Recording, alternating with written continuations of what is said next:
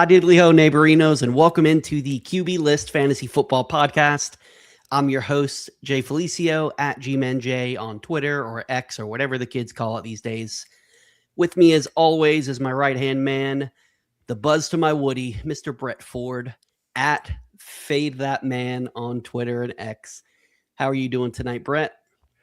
Things are good, man. Just trying to fall with style. Try to try to make sure that things are going well, and just hold a torch here to our guest. I'm super excited to be mock drafting with Alfredo, but also really excited to meet him and have him on the pod as well.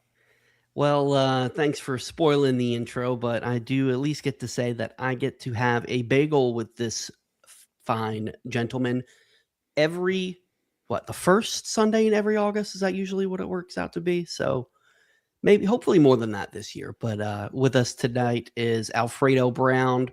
I was almost said at Pretend GM, but that is not your handle for about almost 2 years now, something like that. At Alfredo A. Brown from Pretend GM, a good friend and a great hugger, Mr. Alfredo Brown. I love that every time you introduce me to someone, you're like, this is Alfredo. He's a great hugger. But then the thing is that person I meet, then they want to hug me. And now you've put me into this entrapment that everybody meets me and they're like, oh, I hear you're a great hugger. And I'm just like, not everybody. That's the plan. I'm playing the long game. I'm trying to ruin your reputation by putting you on the spot with everybody that you meet. And yes, Frank, I love it. I am with you. It's Twitter. It will always be Twitter. Just like you see today that apparently the next generation Xbox is going to be, was it Project Genesis or something like that? And then somebody, they were just going to go with box. Yeah. Yeah, that's exactly what it is. And somebody's retweeted and said, yeah, we're calling it Xbox. So we still call this place Twitter. It's always going to be Xbox. It reminds me when I'm older than both of you gentlemen, I believe. But the first generation Xbox, when I was getting it, my parents had a friend of the family that was probably like 15, 20 years older than them. So she was a little older, and she thought that my parents said that they were getting me a sex box for Christmas. And that's just one of those things that is always stuck in my mind. So yeah, have that for the rest of the evening. That being said, Brian, why don't you in this mock draft with us? We threw it in there, but we are we're doing our third mock draft of the season. We're doing about every 2 weeks or so, just to see how things adjust with all the news. And I gotta say, for only 2 weeks from the last time we did this, there's been some pretty big moves. Stefon Diggs getting cut by the Patriots. Today we had DJ Moore get traded to the Buffalo Bills. David Montgomery get traded to the Texans. So I'm interested to see how that move specifically is going to change the first half of the drafts. What do you guys, before we jump into the draft, what's your guys' take on DJ Moore going to Buffalo? Alfredo, we'll start with you.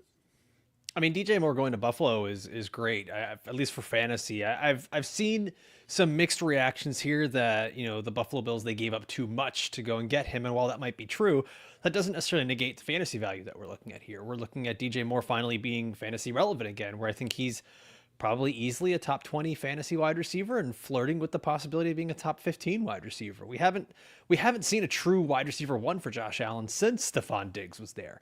So DJ Moore goes into this offense that he's familiar with Joe Brady. They were together in Carolina, and what Joe Brady loves to do is get these guys set up in space where they can take crossers and get some yards after catch. And that's something that DJ Moore has done really well in the past. He's getting older. He's 29 years old. He may not be as good, but for fantasy, this is a win-win-win all around for Moore, Odunze, Burden, everybody. Yeah, as Frank in the chat said, is DJ Moore the best fantasy trade of the last 5 years in terms of how many people it helps? Literally helps 4 different people. And honestly, I can't disagree with that. Brett, what do you think? I think Alfredo did a great job of covering the DJ Moore side of things, like the Buffalo side of things. The place that I'm most excited for is Chicago. I think that this is just, wheels up for Luther Burden. I am super excited to see what he can do with a full season of reps, a full season of offensive snaps with Caleb Williams. And I think that it also opens up some volume for Colston Loveland as well. The way that he finished last season reminded me of the way that Amon-Ra St. Brown finished his rookie season. Obviously, different positions, different dynamics, and things like that. But the way that me personally, I was out on St. Brown after that rookie season because I was like, oh, all these guys out, and the only reason he was in there is because there was nobody else. So I'm not going to get burned twice. I'm going to be on Colston Loveland because Kenny Galladay that was out. Was that the name that shall not be named?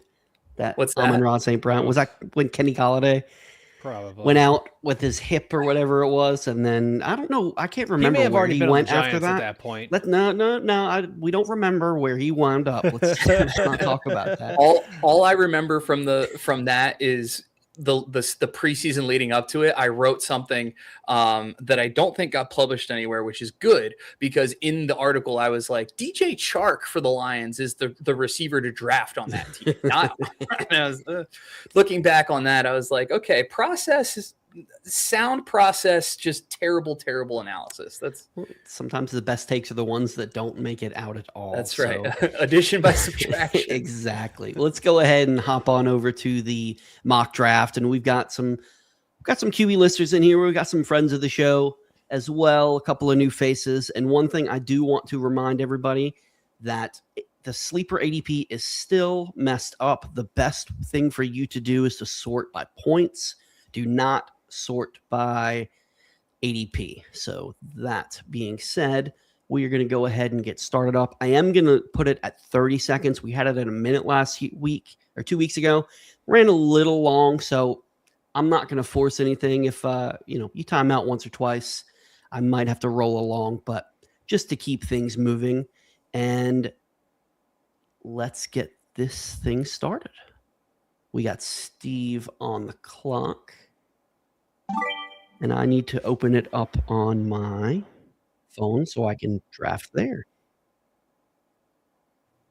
Yeah, I found the sleeper interface on the phone is so much easier to use than the computer, just especially while we're streaming. That is, yeah, absolutely. It's 100%. Ooh, and that's the question that I think everybody's going to have. Alfredo, if you had the 101, would you have gone Bijan? Would you gone Gibbs? Where would you still kind of a coin toss? Yeah, I mean, it's a coin toss until we find out more about these offenses and what they're going to be doing. I mean, Kevin Stefanski has always been good for running backs. We've seen that throughout his career. But there's also been a little bit of he had Nick Chubb where he's been, Right. So it's like it's the chicken or egg situation. At least with Drew Petzing over there in Detroit, his Arizona Cardinals rushing attack was a lot more efficient than it had any business being. And Petzing has also worked with Stefanski in Cleveland and been part of that as well. So both of these offenses could be very run heavy. Both of them have a lot of opportunities. Falcons no longer have Darnell Mooney. That's more targets for Bijan.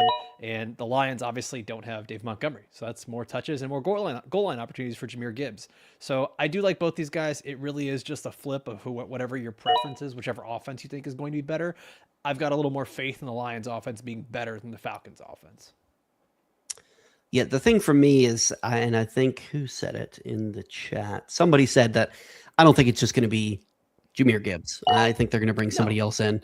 And that's the thing with Bijan Robinson too. If Tyler Algier somehow winds back up in Atlanta, that astronomical league-winning pick from Bijan Robinson is kind of out the door because, as we all know, Algier likes to steal those goal line touches and those touchdowns. So that 30 touchdown season isn't available. Brett, if you were on the, thank you, Christian. I forgot to mute the sound. You were 101. What would you go with? Would you say Bijan? Would you say Jahmyr? Still kind of like Alfredo, still up in the air. Oh, you're on the clock. You are trying actively to distract me while my clock is. All right, I'll do this. Okay. Did it go through? Yes. Okay. Yeah. Sorry about that. Yeah, 1-1. It's really hard for me not to take Gibbs there. I know that Bijan is kind of the The chalk pick, I think there's no wrong answer. But I really like Gibbs in that offense, assuming that Petzing can do the same thing that he did in Arizona, in Detroit, and kind of overachieve with that running game. And obviously Dan Campbell wants to be, that's what he wants the identity of his team to be. So I'm happy with either one, really. Like, if I get the number 2 slot in any draft, I'm thrilled to just take whoever's left. If I'm sitting at 1-1, the decision's going to be tough. Absolutely. And I almost just did the same thing to myself. I wasn't even asking you a question. Yeah. I'll go with what I'll do here. Like, you make your pick, Jay. What I think is interesting here is that, like, with the first and second overall picks, it's almost like we've all just defaulted to running back because we are so excited to see the upside of these guys and what it could be. It wouldn't surprise me if we get closer and closer to draft day and we're all right back in on Jamar Chase where we were a year ago, and he's the number 1 pick again. Like, it seems crazy that we're not there. Like, he wasn't even the first wide receiver taken here, and I can imagine in a lot of drafts he's like the second or third wide receiver taken. And for those who are wondering what the heck I'm doing, Shane has texted me. He is running late, but he texted me some guys that he wants, so I am making his picks for him. That's exactly how the Cleveland Browns do their draft. GM's not there. If that was the case, they would. They might actually do something. Jay, you're burying the lead here. You took Omarion Hampton at 13 overall in front of a lot of guys. I did. That is... I am all the way in with Mike McDaniel. Oh, and actually that is who I was looking for. So there we go. We'll let that roll. Wow. Yeah, I'm all in 100%. I can't wait to see what this offense looks like with Brett. You and I talked about it on the podcast last week. A healthy offensive line with Mike McDaniel calling the plays. I mean, look what he was able to do with Raheem Mostert. Like Omarion Hampton in a Mike McDaniel system, I think he's got RB1 overall potential. Man, that was a tough pick. I was struggling there. I had 3 options on the board with Achane, Cook, and Derrick Henry, and I was kind of fumbling back between the 3 of them. Christian McCaffrey was there too, but with how many touches he got last year, I almost want to apply the Saquon rule to him, where we basically looked at Saquon last year and said, nope, he touched the ball too many times. We think he's going to have a down year. I kind of want to apply that logic to CMC coming into 2026. It's funny because you were go ahead. Go Alfredo. Oh, sorry. No, I was going to say, like, I'm curious because it doesn't even feel like the Saquon rule. It feels more a lot like the Derrick Henry thing, where every year we keep thinking this is the year he's going to break down. This is the year he falls off the cliff, and then just doesn't. Right? Like, I find this so interesting because we were worried last year, turned out to be one of the best picks in fantasy football. And now this year, like, even for the same draft, Carbon Fox here at pick 9 took Justin Jefferson in the first round, who I'd argue is way more of a risky pick than CMC in the first round. And like, we've got Christian McCaffrey coming off the board as what? Running back 5, 6, 7, 8? Running back 8? That's wild. He was the only. I considered him there. I did consider him at 2-1, and I do give you credit. You were all in on CMC this year for where he was going. I'm torn on what I'm going. It's still early, obviously, but I really don't know where I stand on CMC at this point because I see both sides of the argument. And the one thing for CMC that you can't say is the Derrick Henry situation is, we've seen CMC miss multiple seasons due to injury. Now, I'm not the whole he's injury prone thing or whatever, but we've seen it before. We've seen, he had to go overseas to get some sort of crazy plasma shot in his knee, and it seems like it worked so far. But one of the things he talked about was switching up his workout regimen to being more yoga and flexibility based instead of building muscle to look good. Ever since he's done that, his status in the injury report has been few and far between. That's a very good point. And also the one other thing I was going to say from a positive spin for CMC is, I mean, they have nobody else to throw the ball to. Brock Purdy, Brett, and you add your take, and I'd like to hear Alfredo's take on that. They're just going to continue to use him in the passing game. And even if his workload does get pulled back, he's going to continue to get used in the passing game. And that alone, I mean, how many targets did he have this year? I mean, it had to be. Was it a career high? I'm not sure, but I'll look that up. But Brett, why don't Alfredo? Okay, Alfredo's on the clock. Alfredo, why don't you or Brett? Excuse me. Why don't you fill in Alfredo on your take from last week, and let's get his take. So my theory on Brock Purdy is that he is a system quarterback. I know that's in some cases a lazy take, but I just don't see him succeeding in an offense that Kyle Shanahan isn't running, where he's not surrounded by all pros at left tackle, running back, wide receiver, tight end. The skills that I've seen are okay. They're passable, but I just don't see him as anything more than a league average quarterback. And I went so far as to say I think Tyler Shuck has a chance to be a better quarterback, not necessarily better for fantasy because of his setting, but I would consider Tyler Shuck a better real life quarterback than Brock Purdy. I mean, I think the ceiling is there for Tyler Shuck, for sure. Like, I'm one of the few guys that really liked him coming out of college. He's got all the tools that you look for in your prototypical quarterback. I think that the term system quarterback has become a dirty word over the years. And it's because of guys who they flame out within their own system, right? Or they go to a new team, which is already hard enough, and they don't do well there. And like something we've seen is like guys like Tua Tagovailoa who need that system that Mike McDaniel creates, and that's it. They can't do anything. But we've also seen a guy like Lamar Jackson who has been infinitely better in the right system. A guy like Josh Allen who got infinitely better when the right system was put around him and the right coaching was around him.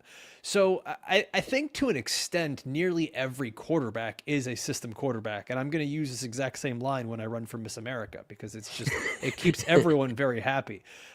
There's very few guys in the NFL right now that I would say aren't system quarterbacks. And like, I mean, even the number one pick in the NFL draft, Fernando Mendoza, he is a West Coast heavy scheme RPO based quarterback who does everything on timing. He's a very linear player. It'd be surprising to me if I could name more than 5 quarterbacks who I'd say are just totally scheme independent at this point. Oh, I got caught in the middle and thought Brett is about to pick. Apologize, but no, I think you make a really good point. And it's kind of like last week we did quarterbacks we like, we don't like, and we're kind of in on. And I feel the same way about the word sleeper. Like it's just like it's a dirty word, and even though it's it still has its original meaning. Let's see. Wait a second. What am I missing here in our third round? This third round is wild. We got a fullback going at 304, then Michael Penix. I was trying to say we've had some people that were running late. Let's pause this. Yeah, I think that's the sleeper ADP going auto on some people. Dan and Shane, if you guys want to hit me with your picks real quick, I will replace them with who's already been taken. Shane not doubling down on Michael Penix in the third round. Yes, man. You stand on these. You make these claims, man. Let's see. You just go ahead. We'll give it a few seconds, and we'll let them swap out for. By the way, have a question. Ken Walker.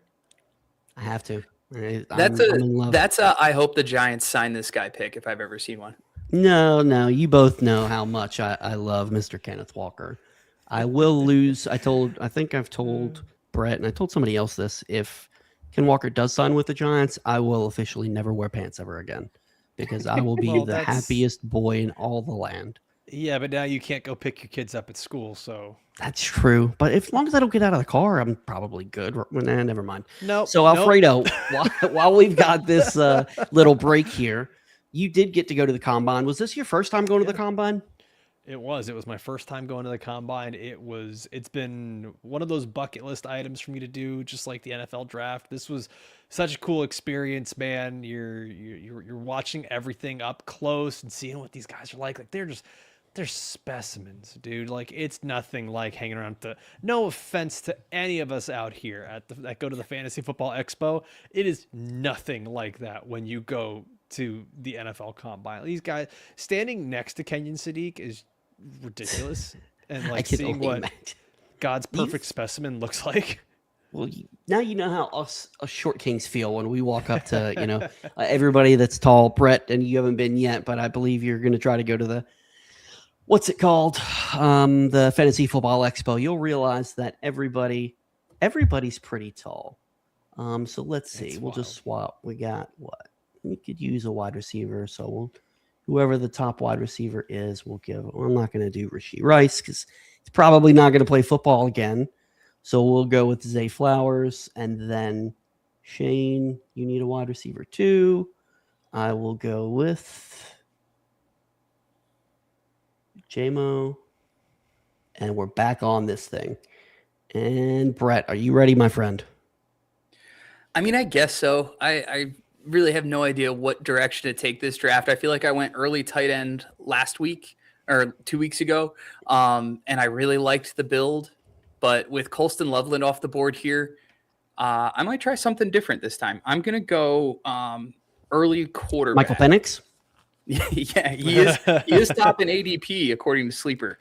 But no, I'm going to just monopolize all the Bills rushing touchdowns and take Josh Allen here.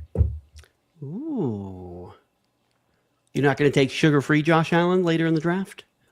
No, I love the late round quarterbacks in the 2026 landscape so far. This is something that, this is why you mock draft, right? You want to try different strategies. You want to try different builds. I haven't done an early round quarterback yet. So trying to see what my team looks like if I go, an elite level quarterback in the first 5 rounds or so, compared to what it looked like last time. No, I like that. And Alfredo, that is the nickname that Brett has officially given to Trevor Lawrence, is sugar-free Josh Allen. So I will, I gotta say, I like the nickname. But Alfredo, was there anybody at the combine specifically that, whether positively or negatively, changed your, seeing them in person changed anything for you from a on the field perspective? Yeah, I actually say it was. I mean, Mike Washington Jr. is like an obvious one who had a phenomenal day while he was there, and like seeing him run and being able to do all just fantastic. But it's actually going to be the negative. It's going to be a guy that went the other way for me. He looked great in the drills, but Jadarian Price weighing in less than I thought he would, being about 203, and then running at the time he did. Oh, come on, Teddy Roosevelt, taking Emeka Egbuka right. Thanks, dude. 1 second. I got to make this pick.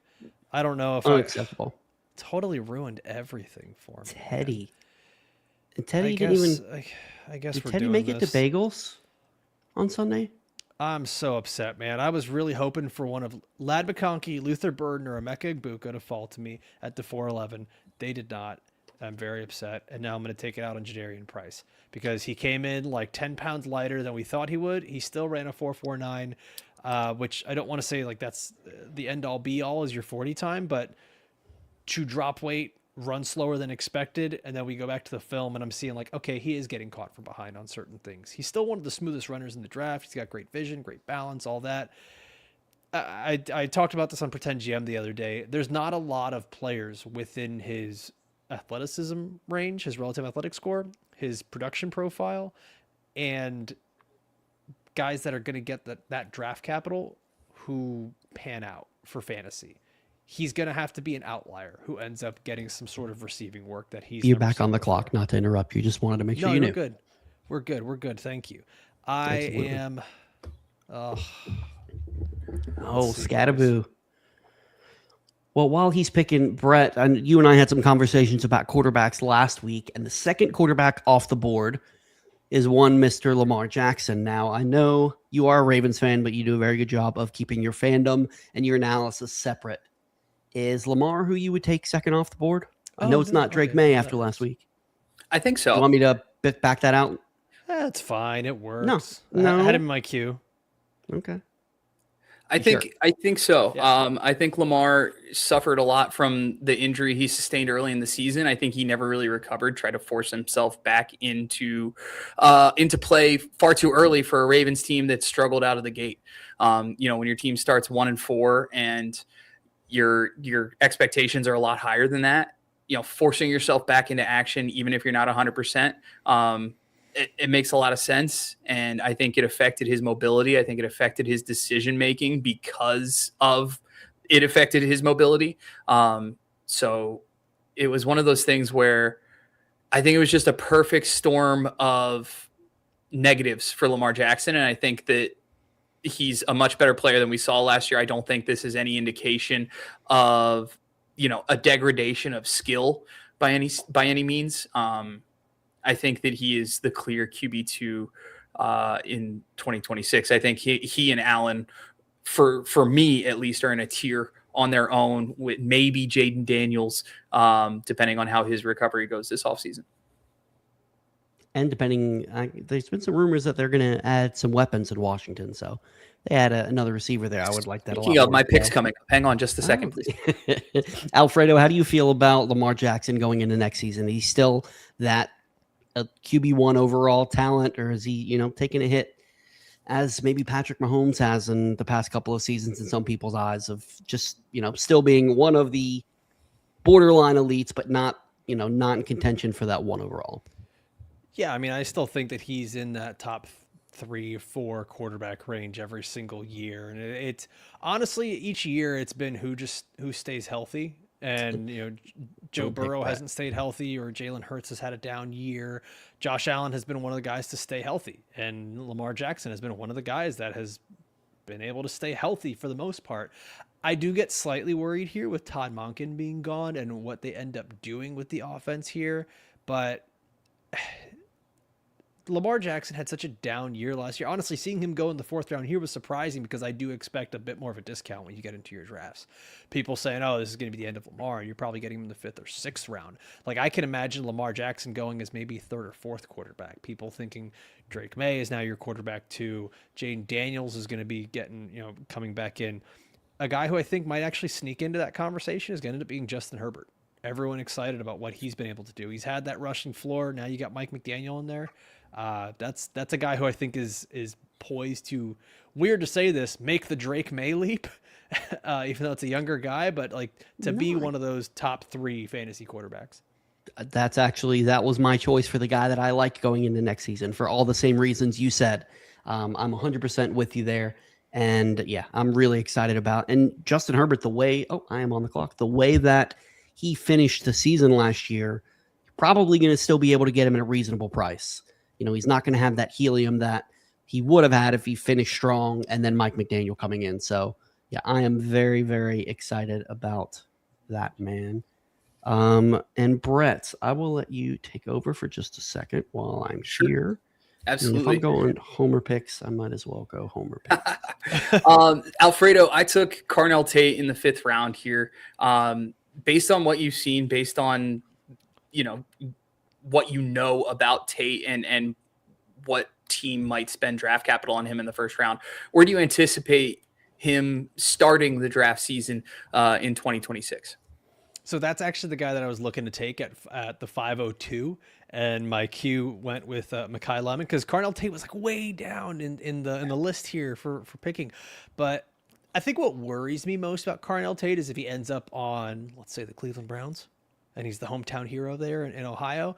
That would absolutely worry me a bit. I mean, long-term dynasty, you're fine. For redraft, I'm not excited about that, but there is a very real possibility where somehow he falls to pick 9 to the Kansas City Chiefs, and then, to quote the great poet Jay Felicio, nevermore. Pants are off. No, come on now. That's right, baby. Absolutely, pants off. That's what I'm talking about. Pants are all the way off at that point. And one thing I do like about Tate is I think his catch radius at least has his floor to a point where even if he does wind up on somebody like Cleveland, that it's not going to be the case. He shouldn't be any worse than a low end wide receiver too. So, I mean, that's not what you want out of one of the first wide receivers off the board, but I think that does help at least soften the blow if he does wind up there. He's my wide receiver 1. To me, there's no doubt about it. I really like Jordan Tyson. I like Mekhi Lemon. Carnell Tate is the cleanest wide receiver prospect in this draft class, and he'll be a top 10 pick in the NFL draft. Absolutely.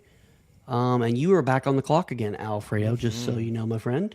We've got a couple of tight ends off the board as well. I went with Kyle Pitts in the 5th round. Might have been a little early, but I'm fully bought in. I always have been. He's, as anybody who knows me and has heard me say the name Laviska Shenault, when I'm in on a guy, I'm in on a guy for pretty much forever. Not digging my heels in, but if I see the talent there, thankfully we had that breakout season from Kyle Pitts. I do think he winds back up in Atlanta. That's another name that I've fantasized about seeing in a Giants uniform, but I don't think that happens. But I do think we could see Isaiah Likely. Harold Fannin coming off from Teddy Roosevelt at the 6th round, while there's still names like Tyler Warren. Who were some of the other names that were up there? Tyler Warren, Sam Laporta, Tucker Kraft. That's a pretty bold move there. You're blowing up my spot here, Jay. Oh, sorry there, buddy, but Laporta just went. And that's who, honestly, I may have taken over Kyle Pitts. I feel like 6 is, sorry, Teddy, but I feel like 6 is a little early for Harold Fannin. Brett, what are your thoughts? I think that it's, I have a tier break after about 2 more tight ends here. So, I don't mind Fannin going in the same area as Pitts, Laporta, Kraft, Tyler Warren. I think that kind of second tier of tight ends feels kind of like a sweet spot, that 6 through 10. If I can hold off on the tight end run until about round 8, I'd be a little bit happier, getting one in round 8 or 9. But with this tier dropping off after these next 2 guys, I'm definitely looking to pick up one of them at 7-10 here. Of course, I'm pretty sure that all 5 of the people drafting in front of me are listening in right now. So that may not happen. Yeah, I know at least, most of them are. But Alfredo, I got to say, I love your Jacoby Myers pick. As I said it last week, as a BTJ truther, it hurts, but it's pretty obvious that Jacoby Myers has become the wide receiver 1 on that team, and I expect him to fill that role going into next season. I will say, I don't know if you're going to get him come draft time. I don't know if you're going to get him in the 6th round. I feel like he might be one of those guys that the helium creeps him up into the late 4th, early 5th.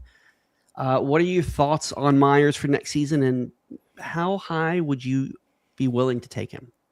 I think that depends on the league that you're in. I think there's going to be a lot of those savvy fantasy managers that will take him a little bit earlier. I think the 5th is probably the highest he goes, because we're also forgetting right now is like, once these rookies are on teams and they're in training camp, those rookie names are going to be flying up the draft boards, right? Like Tedrow McMillan was making his way into the 2nd round last year. So like, I would not be surprised if we see Lemon, Tyson, Tate all in the 2nd and 3rd round and just pushing other veterans down. So Jacoby Myers, like, I think that's probably about where he'll go, 5th or 6th round. But you're absolutely right. This is the wide receiver 1 for this team. He came in and proved that last year, so much so that the Jags were like, all right, Travis Hunter, we're going to play you more on defense, pal. Which that's a whole nother conversation there. He virtually becomes undraftable for fantasy. And Brian Thomas he's not the same dude. They wanted to use him doing all kinds of in-breaking routes and things over the middle of the field that just weren't working for him. And so they bring in Jacoby Myers to do those things that work really well with Trevor Lawrence, in-breaking routes over the middle of the field, work this Liam Cohen offense. That's why this is a deep cut, but that's why I wanted Jack Besh to go to the Jaguars, because he can do those things that Jacoby Myers does. Funny enough, he goes and he plays the Jacoby Myers role in Las Vegas. So yeah, Jacoby Myers, I think is he's going to be one of those underrated players again this year, kind of like the Terry McLaurin year after year. I am on the clock, and I'm sitting here listening to your sultry voice, so I am going to pause that. Hey, look who I wound up with. Man, shocker. The sleeper app really wants us to draft Michael Penix. Like, what is his actual ADP going to be if he's getting pumped up into the 3rd round by he might not sleeper? even be the starter.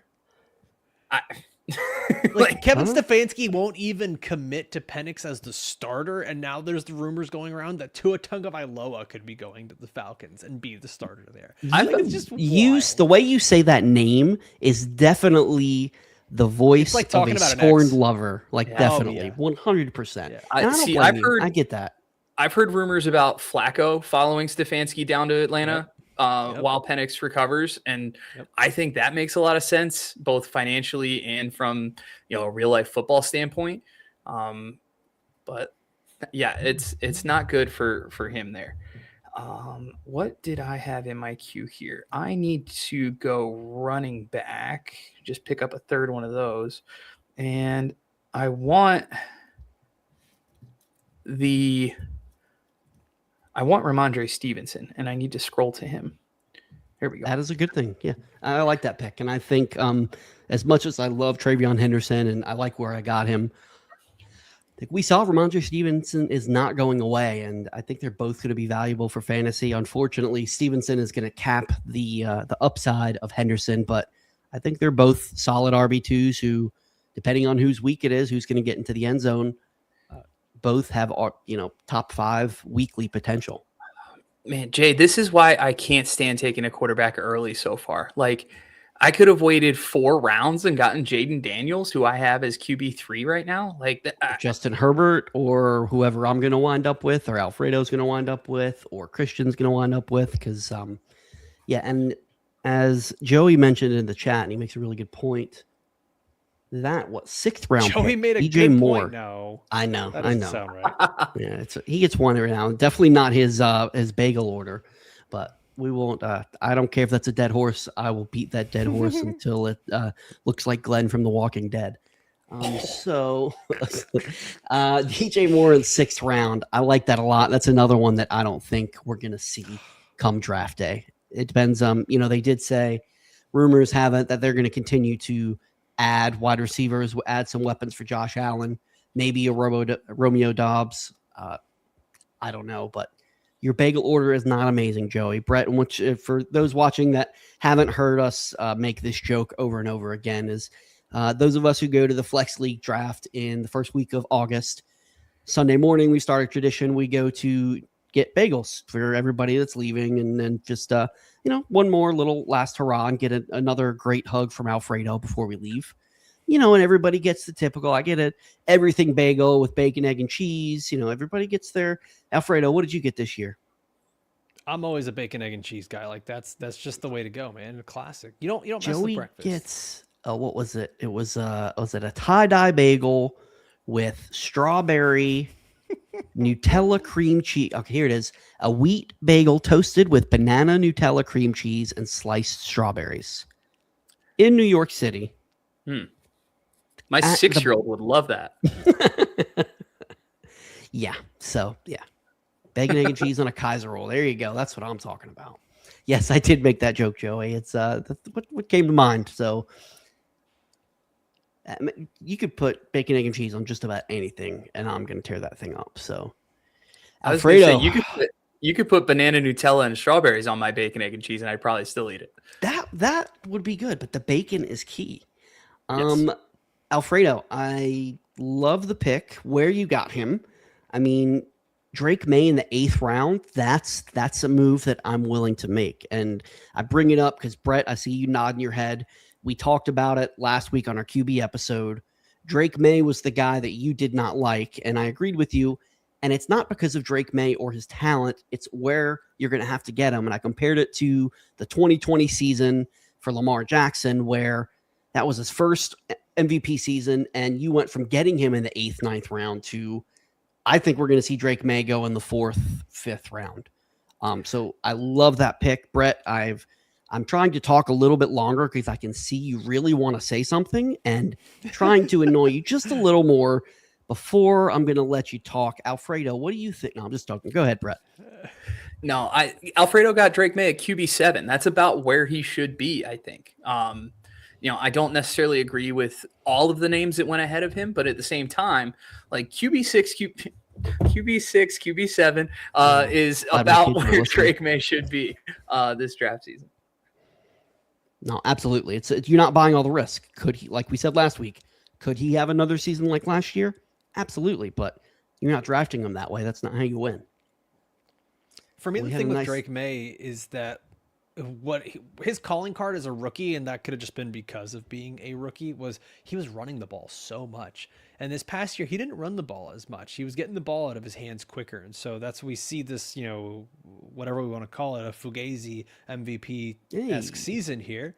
But I mean, we've kind of seen him now do it both ways. We've seen him do it as a passer. We've seen him do it as a runner. Like, what if he's able to bring those both together? And we're looking at the next QB1 here. Like, I think that's a risk you could take in the 8th round.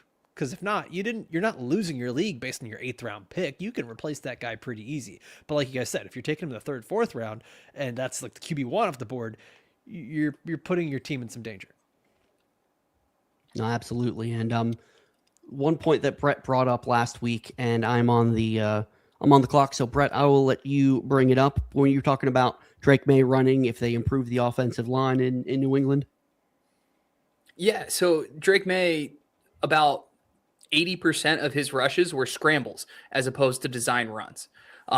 So if they shore up that offensive line, he's going to be running less. Like, I don't see them implementing more design runs, regardless of the state of the offensive line. And I think that especially after getting embarrassed in the Super Bowl for 7 sacks, I think they will either work hard to develop Will Campbell or make a decision on the left side of that line to improve it. And I'm back on the clock now, so I'll open the floor. Yeah, and I went Jackson Dart here. I wasn't necessarily going for the homer pick, but based on who's available, he was the most upside. And if this was a regular, down. I did. If this was a regular full draft with full benches, I wouldn't have gone quarterback here. But I did it to make the point of, when you wait on quarterback, this is what you're able to do. Get your, go for the high upside guy. And I guess Patrick Mahomes is a little more risky than a normal, safer quarterback than you would take in this range. Your Jared Goffs, I almost took Brock Purdy just to see Brett's reaction, but that's the game to play when you're waiting on quarterback, is in one quarterback leagues. Get that high upside guy, pair him with a high floor, and you're covered either way. And maybe you have some trade bait if they both hit. You've got that league winner if they take off. So it's I gotta say, I didn't think about Patrick Mahomes, man. He might be somebody that I wind up drafting a lot of if he's going this late. Yeah, I mean, and we're not even sure. I mean, we assume, right, that Travis Kelce's going to be back because he's technically a free agent. And we're making a lot of assumptions right now about their offense. Rasheed Rice, is he coming back? There's a lot still up in the air for the Kansas City Chiefs. He might be going living the life of a showgirl. Teddy, I love that Jalen Coker pick, by the way. I toyed with Jalen Coker at where I took Stefon Diggs last round. So I love that pick.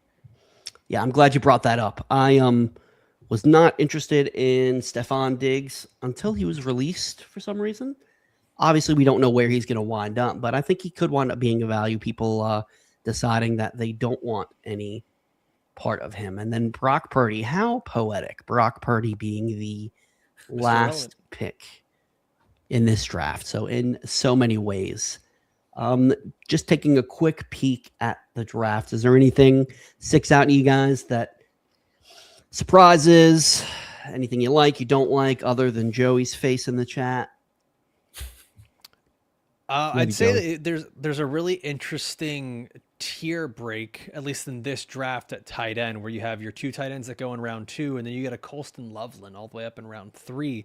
But then really nobody in round 4. You get a Kyle Pitts at the end of round 5. And then what's crazy is, like, Tyler Warren, who was the guy for so much of last year, and everyone was saying like that was the true rookie tight end 1 because he has his early breakout, not going until round 7. A lot of that's got to do with Daniel Jones, but I'm wondering if Daniel Jones, coming off his torn Achilles, maybe can't push the ball as far downfield, and he wants to get the ball to his tight end in the slot, and he's not going to be running as much. Like, that could be one of the better picks in the draft right there in round 7 by Jorge. That whole offense, that whole Indianapolis offense is one of the ones that is the most in flux this offseason, with the speculation around Daniel Jones, whether or not he returns, Alec Pierce hitting the open market.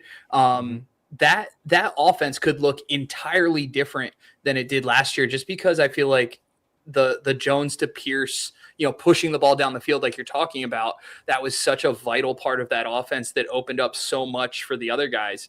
And if that element is gone both at the quarterback and at the wide receiver position, it'll be interesting to see how Shane Steichen adapts. Yeah, I mean, could be without Alec Pierce. Could be without Michael Pittman. We don't know. Like you said, this offense is definitely in flux. And I considered taking Warren at 5'12", and I would consider him there again because that upside's there. Can I make a fun suggestion for Colts fans? Yes. We somehow figure out a sign and trade where we get Alec Pierce or Michael Pittman out of Indy, get Marvin Harrison Jr. to come in and wear his dad's number and jersey back in Indy. I think it would make all the Indianapolis fans really happy. Cardinals fans are like, dude, what are you talking about?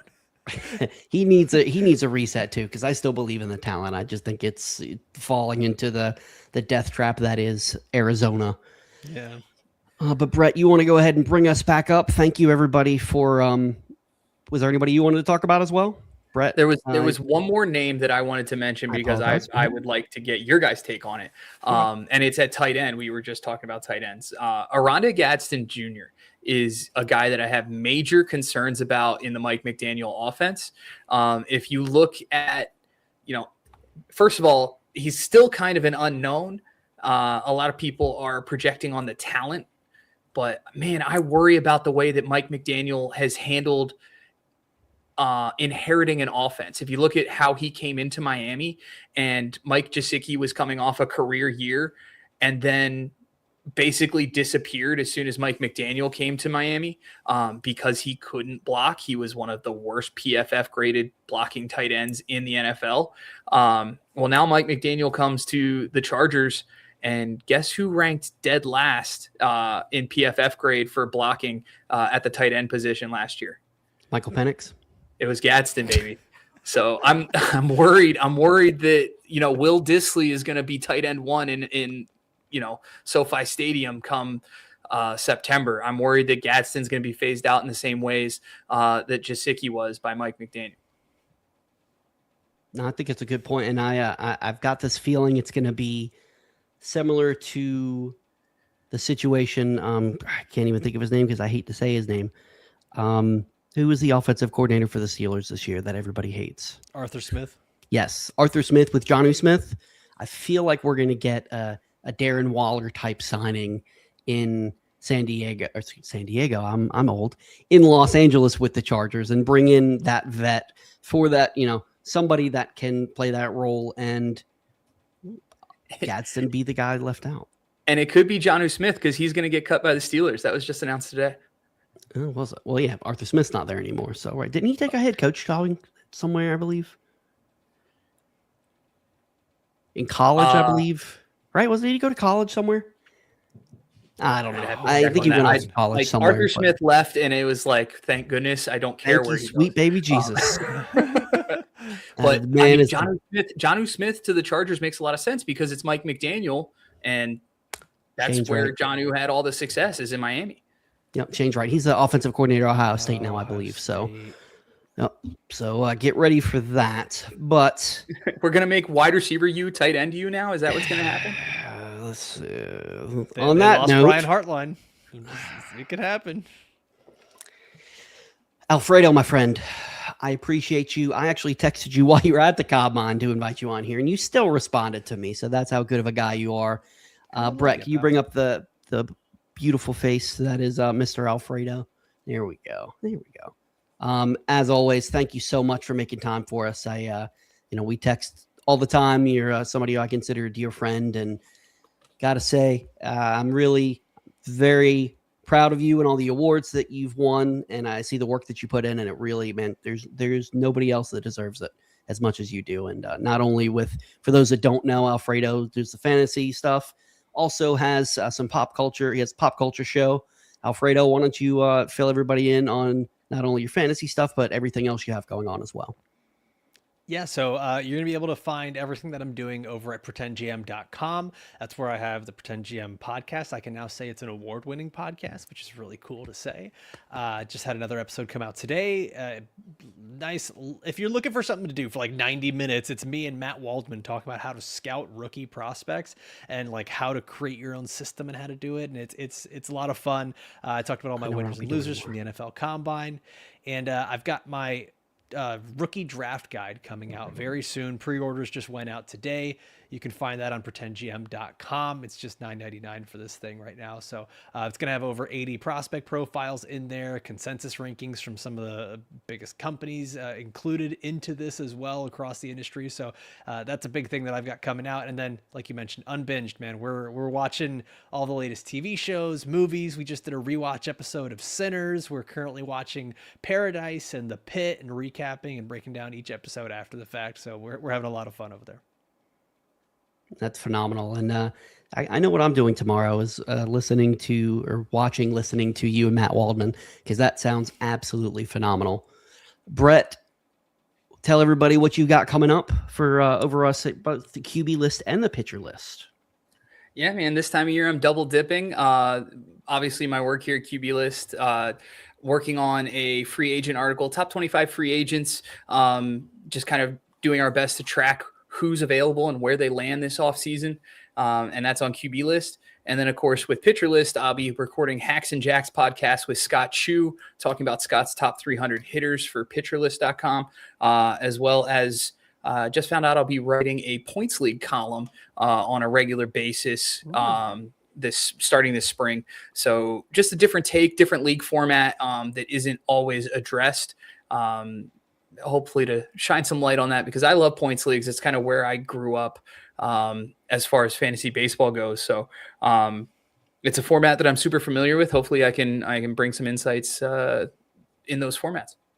That's awesome. I grew up with the head-to-head categories leagues, but the main league that I'm in now that I pay the most attention to, I'm in Joe Pisapia's home league, and it's a points league. And I've come to appreciate the points leagues for fantasy baseball. My heart will still always be with the head-to-head categories, but I do like the points league. So I will be checking out your work. And I was planning on having my first edition of Rookie Ranks come out this week, but unfortunately, children get sick. I don't know if you guys have ever heard that. And my youngest has been sick for the past few days, so pushed my work back just a little bit. But Monday, I will be dropping my first set of Rookie Ranks.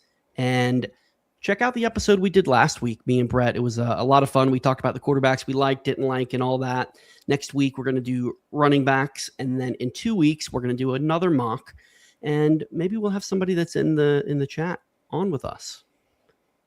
But I think that's a little bit of a teaser, I think they say in the biz. But Alfredo, once again, thank you so much, my friend. Brett, thank you for taking time. Everybody in the chat, everybody that's not in the chat that drafted, thank you so much. For Alfredo, for Brett, for QB List. See you on another time.